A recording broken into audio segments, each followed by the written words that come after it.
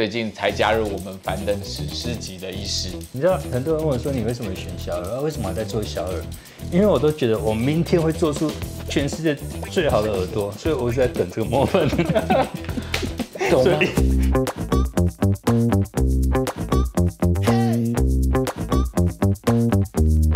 有一问找医师，没一问找知识，欢迎收看樊登诊疗室。大家好，我是陈瑞峰医师。上一集嘛，和苏医师录完了之后，我发现我真的非常适合当主持人，所以这一次我就跟小编情商一下，干脆由我化身樊登诊疗室的主持人，来访问一位最近才加入我们樊登大家庭的史诗级的医师，欢迎陈润聪医师。大家好，我是陈润聪医师。大家不觉得他很帅吗？我真的觉得他很帅。好帅！对啊，刘德华，你觉得吗？其实今天小编是派我来，就是因为很想要知道，像你这么又帅又会开刀，病人又多可以删掉吗？的医师，你的一些心路历程。那因为刚好在下我也是很幸运，就是在那时候我实习医生一进长庚的时候，就刚好是跟着陈润聪医师。那时候还是实习的时候，我进诊外实习，然后那时候就是我跟聪哥，那时候因为他还没有去日本学小儿，那时候好像还要去外伤科服务。我记得我那时候跟他，我超有印象，是因为那时候那一天前一天应该是看手指看了半小时。对，你都记得，超屌的。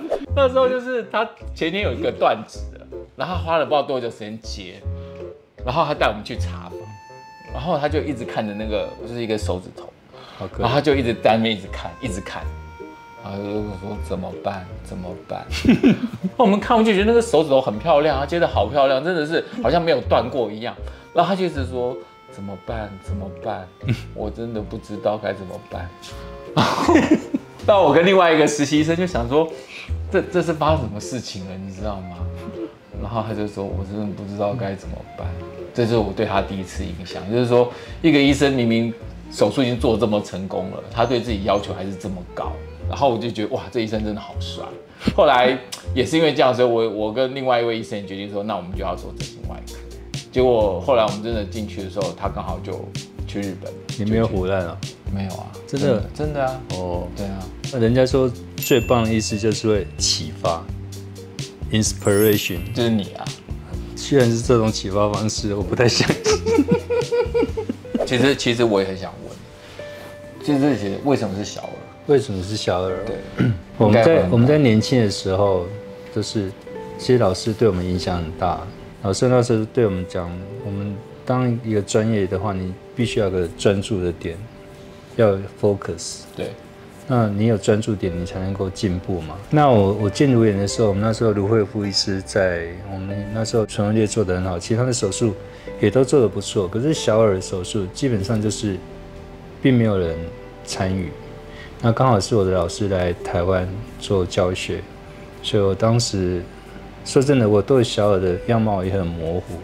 我甚至当时不晓得小耳是全卢研第2多畸形的患者的一个畸形，我根本完全没有概念。但是我觉得，应该找个东西来专注，那又是一个非常好的启发。老师又做得这么好，所以我当时就决定，我就去跟老师是不是我的日本老师，是台湾老师，说我要去学小儿，就是这样，就是这样一个起头。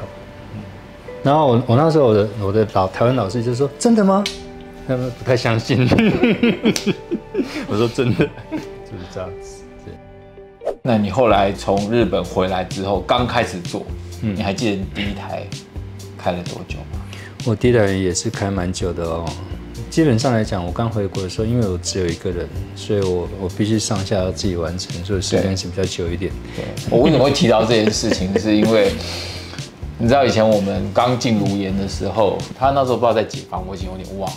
然后永远就是他那个房间，他就是一个人在那边默默的，不管是拿肋骨、关伤口，然后反正就是一个人一直做，他也不需要我们帮忙。那时候学长啊，或者是那些开刀房的那些护理长都有交班，反正陈润聪医师的房间，大家不用特别去帮忙，就是有空过去跟他打招呼、聊聊天，让他觉得他不孤单，这样就可以了。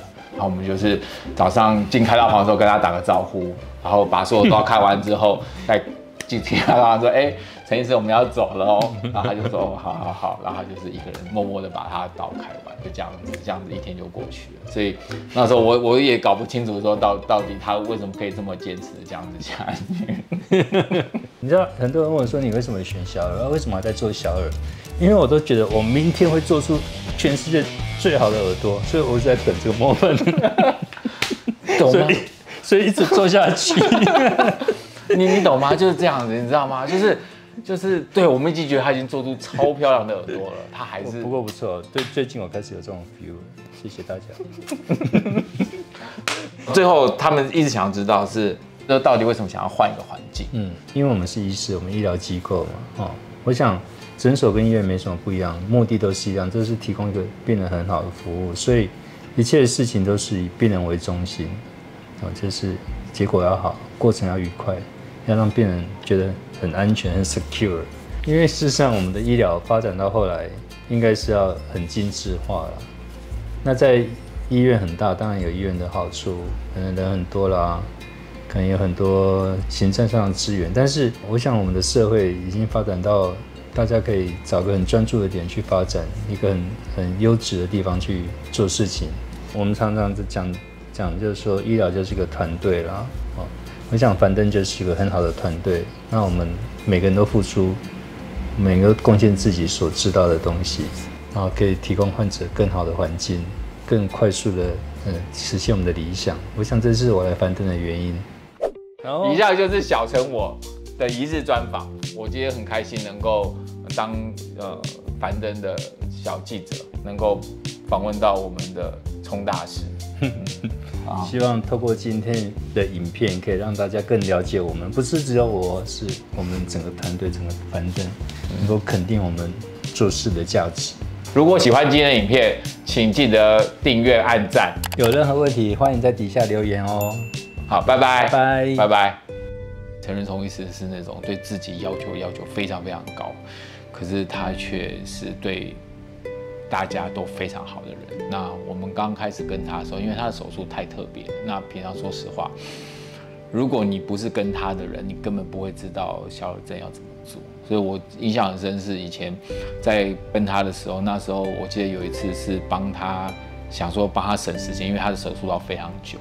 那一次有一次，那时候他还是在拿肋骨的阶段。有一次他拿完肋骨之后，我就自告奋勇说：“那陈仁聪医师，我帮你关伤口好不好？就是关这个肋骨的伤口。”他说：“哦，好啊，好啊。”他就去叼他的耳朵，后来去坐他上面，然后我就关伤口，关。我自己那时候认为我关的还蛮漂亮的。后来他看了一下，他就跟我讲说：“你知道吗？这些是小朋友，那他们以后可能长大还是会在乎这个胸口的疤痕。”他后来就默默的把我的伤口全部拆开，再重新缝一次，然后告诉我说要怎么样缝，以后比较不会有疤。可是他从头到尾也没念我，你懂吗？然后我觉得这种就是一个很厉害的医生才会做得到的事情。